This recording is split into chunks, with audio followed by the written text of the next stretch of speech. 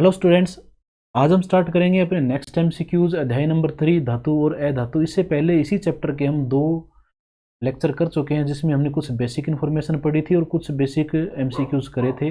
इसी को कंटिन्यू करते हैं और नेक्स्ट एमसीक्यूज देखते हैं ताकि अपने किसी भी प्रकार के क्वेश्चन जो है वो पेंडिंग ना रहे। तो आइए स्टार्ट करते हैं। इसके लिए हमने स्टार्ट क्विज पे क्लिक किया और देखते हैं 1 बाय 1 क्वेश्चन। तो क्वेश्चन नंबर 1 क्या कहता है, निम्नलिखित में से कौन सा एल्यूमिनियम का मिश्र धातु है? तो जर्मन सिल्वर, पित्तल, मैग्नीशियम और कांसा। तो देखो ये जो मैग्नीशियम है ये नाम से ही पता लगने लग रहा है। इसके नाम को अगर ध्यान से देखते हैं हम तो आप देखिए मैग्ने यानी कि मैग्नीशियम से, ये देखो फर्स्ट पार्ट इसका मैग्ने मैग्नीशियम से, और ये नेक्स्ट पार्ट इसका लियम, ये लिया गया एल्यूमिनियम से। ठीक है ना। तो इस तरह से मैग्नीशियम के अंदर आपको एल्यूमिनियम मिलेगा। ठीक है, तो इसका ऑप्शन क्या आएगा? मैग्नीशियम। ठीक है, तो ये आपका इसमें ऑप्शन आपने सेलेक्ट किया और देखते हैं नेक्स्ट।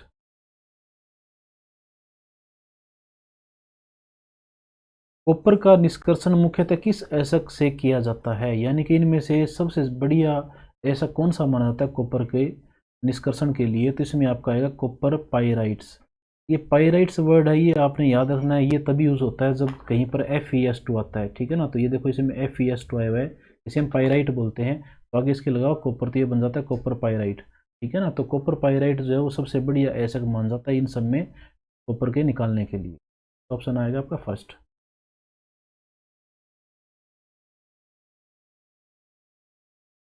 साधारण गंधक किस आणविक रूप में पाया जाता है? साधारण गंधक यानी कि सल्फर। सल्फर नॉर्मल जो सल्फर होता है वो किस फॉर्म में पाया जाता है? तो वो पाया जाता है S8 में। ऑक्सीजन आपको O2 की फॉर्म में मिलती है, नाइट्रोजन N2 की फॉर्म में मिलती है। इसी तरह से सल्फर आपको मिलता है S8 की फॉर्म में। 8 सल्फर एक साथ जुड़े होते हैं। इसी तरह से फोस्फोरस का आणविक सूत्र है, यानी कि फोस्फोरस किस फॉर्म में मिलता है? तो फोस्फोरस मिलता है आपको P4 की फॉर्म में। यानी कि 4 परमाणु होते हैं फोस्फोरस के जुड़कर एक अणु बनाते हैं फोस्फोरस। सोना मुख्यतः किस द्रव में घुल जाता है? अब ये सबसे इंपॉर्टेंट है कि सोना वैसे सबसे कम अभिक्रियाशील माना जाता है, तो वो किसी के साथ अभिक्रिया नहीं करना चाहिए। बट फिर भी गोल्ड को प्योर करने के लिए, गोल्ड को घोलने के लिए कौन सा केमिकल यूज करते हैं? तो उसमें हम क्या करते हैं? अम्लराज का यूज करते हैं। अभी अम्लराज है क्या चीज़ वो बताता हूँ। प्योर सल्फ्यूरिक अम्ल हो, चाहे प्योर नाइट्रिक अम्ल हो, चाहे प्योर HCl हो, उनके अंदर सोना नहीं घुलता है। इसके लिए अम्लराज राज बनाया जाता है। और ये अम्लराज होता क्या है ये समझते हैं हम। इस अम्लराज में क्या होता है कि HCl और HNO3 को मिलाया जाता है। कैसे मिलाया जाता है? HCl उसमें 3 गुना होगा HNO3 से। ठीक है ना, जितना भी HNO3 यूज किया आपने उससे 3 गुना ज्यादा HCl उसमें डाला जाएगा। तो ये दोनों केमिकल मिलकर इस रेशियो के अंदर, इस अनुपात में मिलकर क्या बनाते हैं? अम्लराज बनाते हैं। अम्लराज को हम यूज करते हैं सोने को डिजोल्व करने के लिए, घोलने के लिए। है ना, तो आपने याद रखना है अम्लराज किसे कहते हैं। अम्लराज जो होता है वो एक मिक्सर होता है हाइड्रोक्लोरिक और नाइट्रिक अम्ल का, जिसमें हाइड्रोक्लोरिक और नाइट्रिक अम्ल का अनुपात होता है 3:1। ठीक है ना, इसमें आपने इस ऑप्शन को सिलेक्ट किया। नेक्स्ट क्वेश्चन देखते हैं। कौन सी अधातु कमरे के ताप पर द्रव होती है या होता है? कौन सा अधातु? तो कौन सा अधातु ऐसा है जो द्रव होता है? तो देखो पारा, पारा द्रव होता है। एल्यूमिनियम सॉलिड होता है। ब्रोमीन भी द्रव होता है। तांबा सॉलिड होता है।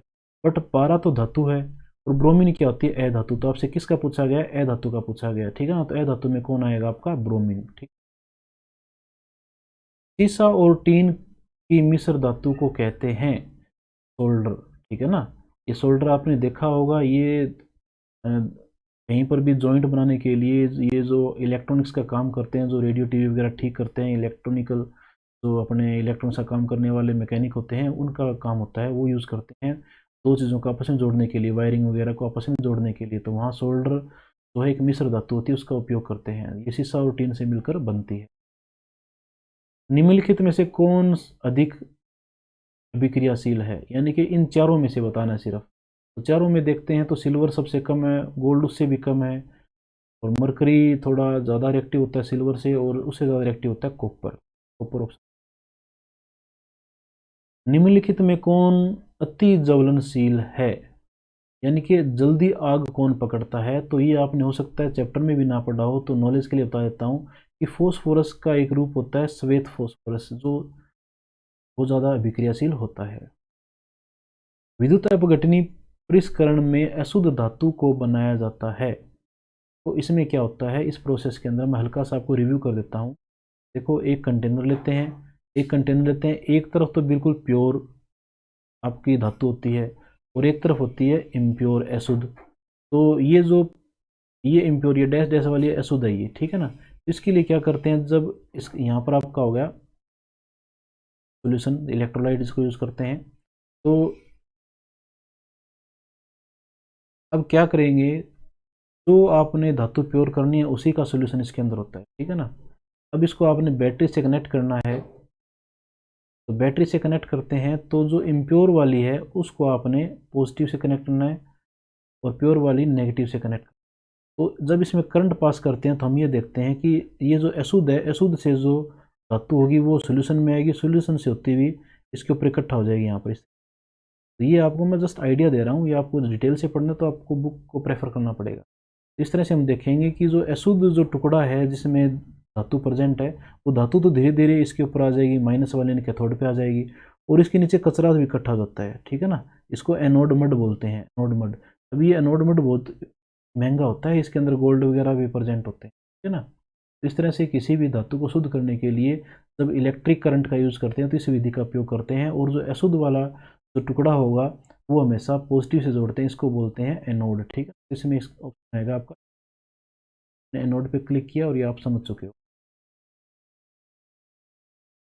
निम्नलिखित में कौन सबसे अधिक क्रियाशील धातु है, इनमें से कौन से सबसे अधिक क्रियाशील है, तो सबसे अधिक तो सबसे पहले नंबर पे पोटेशियम ही आती है।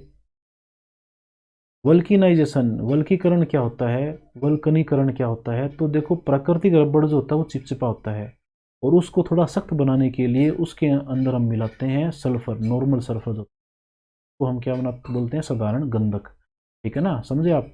प्राकृतिक तौर पे जो रबड़ मिलता है वो बिल्कुल नरम होता है, उसका टायर वगैरह बनाने के लिए या कोई भी दूसरी चीज़ बनाने के लिए उपयोग नहीं किया जा सकता सीधे तौर पे, तो उसको थोड़ा सख्त करने के लिए, ठीक है ना, हम यूज़ करते हैं साधारण गंधक की, ठीक है।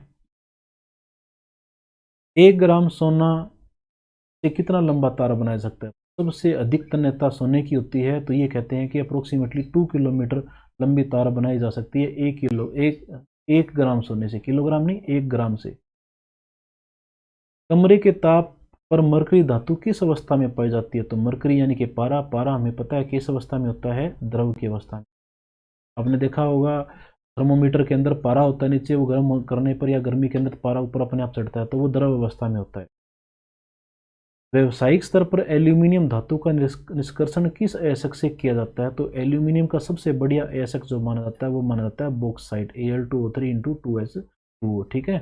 तो ये था आपका आज का क्विज, देखते हैं इसका रिजल्ट क्या आता है। इसको हमने सबमिट किया और सबमिट करने के बाद में आपने देखा कि सभी क्वेश्चंस ठीक है, सभी यहाँ ग्रीन नजर आने लग रहे हैं, 15/15 मार्क्स आए हैं। इसी तरह से आपने अटैम्प्ट करना है इसी क्विज को और बाकी क्विज को भी अटैम्प्ट करना है, ताकि आपके 1/1 क्वेश्चन हैं पूरी तरह से आपको समझ में आ जाए, और कोई भी आपको गलती नज़र आती है तो आप उसको रीटेक कर सकते हैं और दोबारा से उसकी प्रैक्टिस कर सकते हैं। तो मिलते हैं अपने नेक्स्ट लेक्चर के अंदर, जिसमें हम इसी पार्ट के तीसरे MCQs को स्टडी करेंगे। तब तक के लिए जय हिंद, जय भारत।